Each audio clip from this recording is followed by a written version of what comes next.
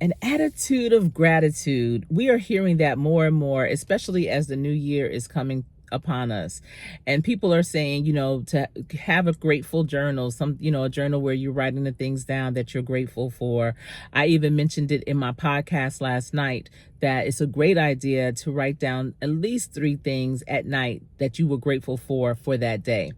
And people want to do it. They start off doing it, but they start realizing that the things they're grateful for are the same, day in and day out, waking up, having food on the table, having shelter, having transportation. They find that those are only the things that they can kind of squeeze out from their day. And I'm just here to tell you, gratefulness is a trait, and it's definitely something that you can develop. It's something that you can teach others to how to be, especially if you are a parent, teaching your children how to be grateful. And it starts with you. You can't just expect a child to always say thank you. You know how when young children bring something or get something, a gift, and the parents say, "Oh, what do you say?" And then the child will look and say, "Oh, thank you." They need to see you exhibiting that too. And I don't know how my parents did it, but I have always said thank you for the big and small things that people have done or given me. And it, even when I was dating my husband, even to this day, whatever he does, I always am so grateful and I always thank him. Even when I used to drink coffee, y'all, it's been about a month now that I've been caffeine free. Can you believe it?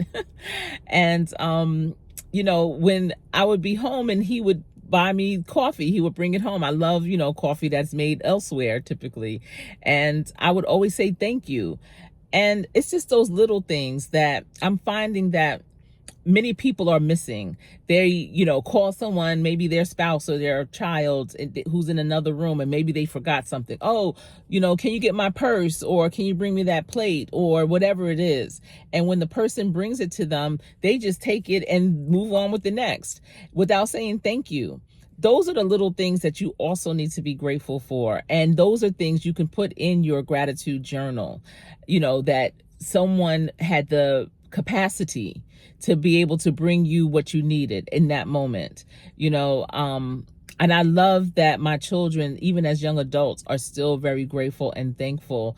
And that warms my heart. That's something I'm grateful for. And I let them know that, thank you for being such good people, so compassionate, thoughtful, and, have such gratitude, because they don't have to, because that's a choice, really. Just because it was instilled in them, just because it was groomed in them since they were small, doesn't mean that's a trait that they need to continue on their own, but they are.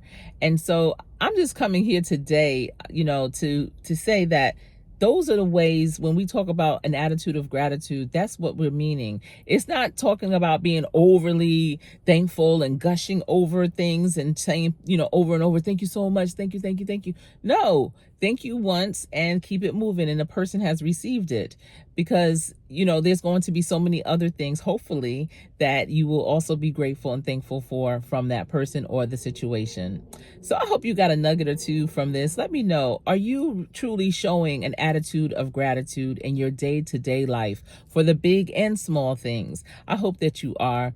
Remember every day to practice so hard that when you get in, you will always play to win.